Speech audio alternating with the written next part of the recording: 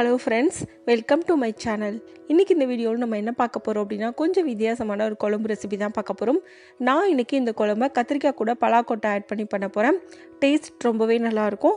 வாங்க இந்த கத்திரிக்காய் பலாக்கொட்டை குழம்பு எப்படி பண்ணுறதுன்னு வீடியோவில் பார்க்கலாம். அதுக்கு நான் இன்றைக்கி ஒரு 10லேருந்து 15 பலாக்கொட்டை எடுத்திருக்கேன். பலாக்கொட்டையில் உங்களுக்கு பலாப்பழத்தோட வளவளப்பு எல்லாம் இருக்கும். அதெல்லாம் போகிற அளவுக்கு நல்லா கழுவி எடுத்துக்கோங்க. இப்போ நல்லா கழுவியாச்சு.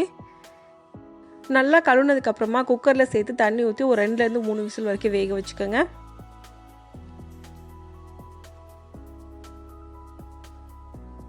இப்போ 3 விசில் வந்துருச்சு. நான் அடுப்பு ஆஃப் பண்ணிடுறேன். ப்ரெஷர் போனதுக்கப்புறமா தண்ணி எல்லாத்தையும் வடித்து நல்லா ஆற வச்சதுக்கப்புறமா உரித்து எடுத்துக்கோங்க. எல்லா தோலையும் இதே மாதிரி உரித்து எடுத்துக்கோங்க.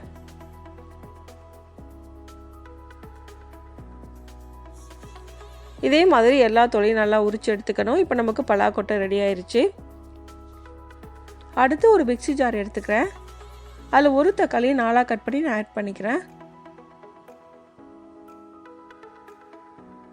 நம்ம அரைக்க தான் போகிறோம், அதனால் தக்காளி நீங்கள் பெருசாகவே கட் பண்ணி போட்டுக்கலாம். சின்னதாக கட் பண்ணணும்னு அவசியம் இல்லை.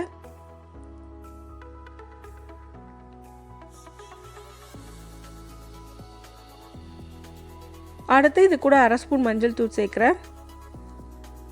கூடவே அரை பெரிய வெங்காயம் சேர்த்துக்கிறேன். சின்ன வெங்காயமாக இருந்தால் 5லேருந்து 6 போட்டுக்கோங்க. அடுத்து இது கூட காரத்துக்கு ஏற்ற மாதிரி குழம்பு மிளகாய் பொடி சேர்க்குறேன்.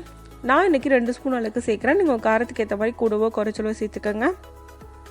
உங்கள்கிட்ட குழம்பு பொடி இல்லை அப்படின்னா 1 ஸ்பூன் அளவுக்கு மல்லித்தூள், 1 ஸ்பூன் அளவுக்கு மிளகாய் தூள் சேர்த்துக்குங்க. அப்போ கரெக்டாக இருக்கும். அடுத்து இது கூட ஒரு 10 மிளகு நான் ஆட் பண்ணுறேன். 1/2 ஸ்பூன் அளவுக்கு சீரகம் ஆட் பண்ணிக்கோங்க. சீரகம் மிளகு சேர்த்து அரைக்கும் போது குழம்போட வாசனை ரொம்ப நல்லாயிருக்கும். இது எல்லாத்தையும் சேர்த்து நல்லா ஃபைன் பேஸ்ட்டாக அரைச்சிக்கலாம். இந்த அளவுக்கு நல்லா நைஸாக அரைச்சி எடுத்துக்கோங்க. அடுத்து நான் குழம்புக்காக ஒரு 10லேருந்து 15 கத்திரிக்காய் சின்ன சைஸில் எடுத்திருக்கேன். அது இது மாதிரி 4ஆக கட் பண்ணி எடுத்துக்கலாம். இந்த குழம்புக்கு சின்ன சைஸ் கத்திரிக்காய் எடுத்தீங்க அப்படின்னா டேஸ்ட் ரொம்ப நல்லாயிருக்கும். இந்த மாதிரி 4ஆக கீறி எடுத்துக்கோங்க. அடிப்பாக மட்டும் ஒட்டி இருக்கணும். இதே மாதிரி எல்லா கத்திரிக்காயும் நம்ம கட் பண்ணி எடுத்துக்கலாம்.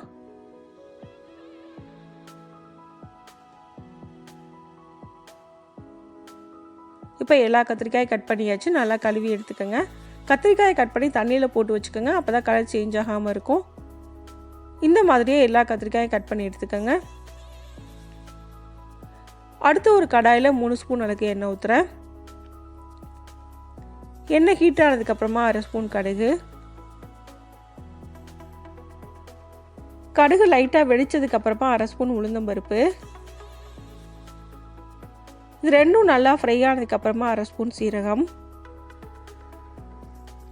இப்போ இது எல்லாமே ஃப்ரை ஆகிடுச்சு. இப்போ கட் பண்ணி வச்சுருக்க வெங்காயம், பச்சை மிளகா, ஒரு 10லேருந்து 15 பல் பூண்டு எல்லாத்தையும் ஆட் பண்ணிக்கோங்க. நான் இன்றைக்கி இதுக்கு பெரிய வெங்காயம் தான் போட்டிருக்கேன். நீங்கள் சின்ன வெங்காயம் போட்டிங்க அப்படின்னா டேஸ்ட் இன்னும் நல்லாயிருக்கும்.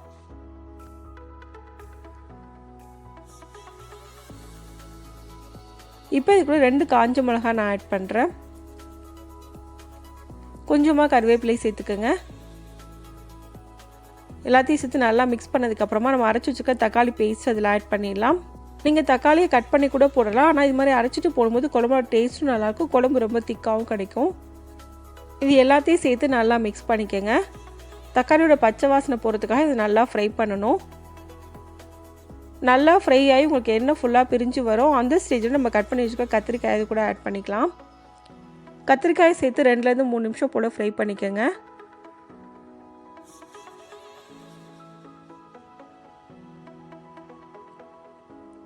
கத்திரிக்காய் நல்லா ஃப்ரை ஆகி வரணும்.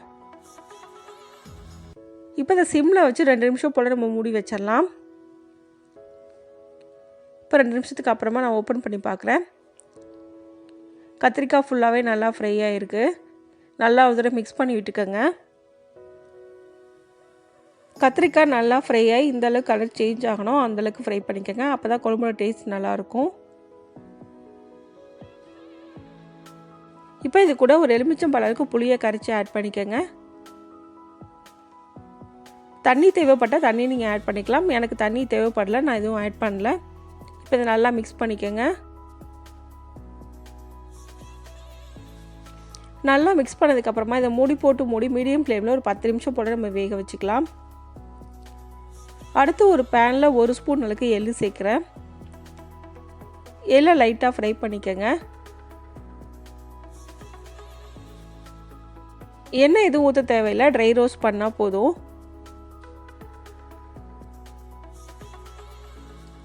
எள்ளோட பச்சை வாசனையெல்லாம் போய் நல்லா ஃப்ரை ஆகி வரணும்.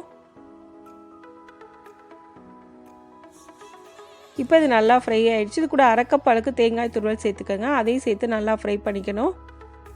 இப்போ இது நல்லா ஃப்ரை ஆகிடுச்சு. இது ஆற வச்சதுக்கப்புறமா கொஞ்சமாக தண்ணி ஊற்றி நல்லா ஃபைன் பேஸ்ட்டாக அரைச்சி எடுத்துக்கோங்க. இப்போ 15 நிமிஷத்துக்கு அப்புறமா குழம்பு நான் ஓப்பன் பண்ணி பார்க்குறேன். குழம்பு ஃபுல்லாக நல்லா குக்காகி வந்திருக்கு. நல்லா ஒரு வாட்டி மிக்ஸ் பண்ணி விட்டுக்கோங்க. அடுத்து இது கூட நம்ம வேக வச்சு வச்சுருக்க பலாக்கொட்டையை ஆட் பண்ணிக்கலாம். நம்ம அரைச்சி வச்சுருக்க தேங்காய் பேஸ்ட் அதையும் ஆட் பண்ணிக்கலாம்.